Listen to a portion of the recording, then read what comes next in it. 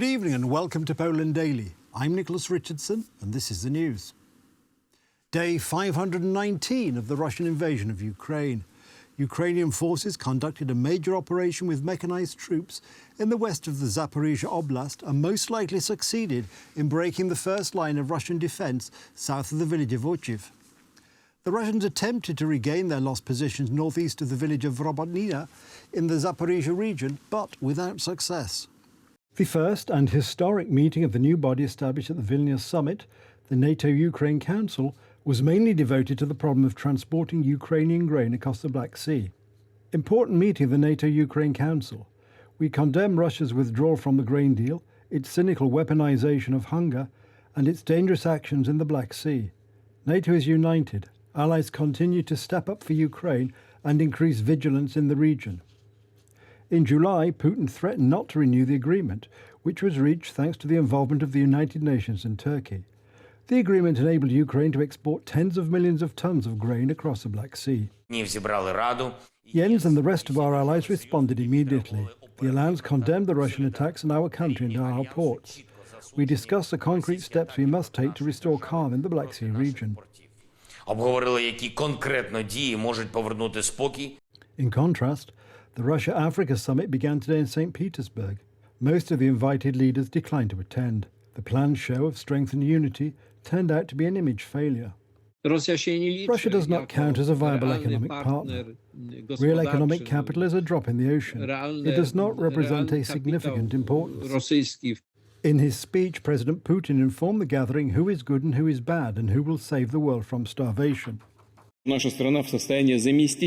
Our country can replace Ukrainian grain both commercially and as a free aid to the poorest countries in Africa on a large scale, as we again expect a record harvest this year.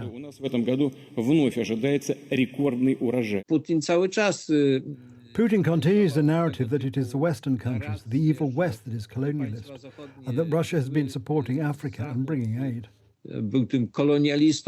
Yesterday at the United Nations Security Council, the issue of Russia's devastation of historical monuments and religious sites in Ukraine was raised. Since the beginning of the war, UNESCO has verified the destruction of 274 cultural sites in Ukraine, including 117 religious sites. On Sunday, a Russian missile attack damaged the UNESCO World Heritage Site Transfiguration Cathedral and other buildings in the historic centre of Odessa. The shocking attack reportedly killed one person and injured several others, including children. The attack also caused widespread damage to an important place of worship with religious and cultural significance beyond Ukraine. In recent days, the Wagner group has begun recruiting in Belarus. According to witnesses, part of the agreement with the new recruits is to express readiness for operations in countries bordering Belarus, including Poland. Indeed, 11 columns of Wagner mercenaries have arrived in Belarus. There is such information coming from conversations that various bloggers have had with people from the Wagner group that the entire command and organizational bone of this mercenary group is already in Belarus, and ultimately there may be 7,500 or even 10,000 of these so-called fighters relocated there. In response to the threat from Belarus, the Defense Ministry has decided to reinforce the eastern border. Earlier this month, an additional 1,000 soldiers and nearly 200 units of equipment from the 12th Mechanized Brigade were deployed to Podlasia. More disturbing news from over the Polish-Czech border. In Chałupki, on the Polish side, 1,360 kilograms of dead fish have been caught. They arrived with heavy rains from the Czech Republic. The cause of death is unknown. There are concerns that the Oder River will suffer a disaster similar to that of last year. Anna Moskva, the Polish Minister of Climate and Environment, is demanding an explanation from the Czech side, which has so far only confirmed that there are fish affected by disease. The action of removing these dead fish continues practically until today. While in the midday hours yesterday, the first samples were already taken by the provincial environmental inspector. The dead fish were also collected by the district veterinary inspector for ichthyopathological examination. We are waiting for the results of these tests. As for such activities related to the removal of the dead fish, along with the involvement of the State Fire Service in this action, a barrier has been set up to catch the floating dead fish. Yesterday, we collected 760 kilograms of dead fish. However, as of noon today, an additional 600 kilograms of dead fish have been collected. So the current total is 1,360 kilograms of dead fish. Która ma na celu wyłapywanie płynących, śniętych ryb. Earlier today, the Niger Army Command declared its support for a coup carried out the previous day by soldiers of the Presidential Guard, saying the priority was to avoid destabilizing the country. Hundreds of supporters of the coup gathered in front of the National Assembly in the capital Niamey, playing pro-army music under an overcast sky following heavy morning showers.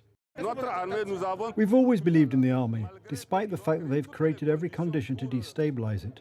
Today we believe that the army, by taking power, will create the conditions for the army to regain its former values. Some waved Russian flags and chanted anti-French slogans, echoing a growing wave of resentment towards former colonial power France and its influence in the Sahel region.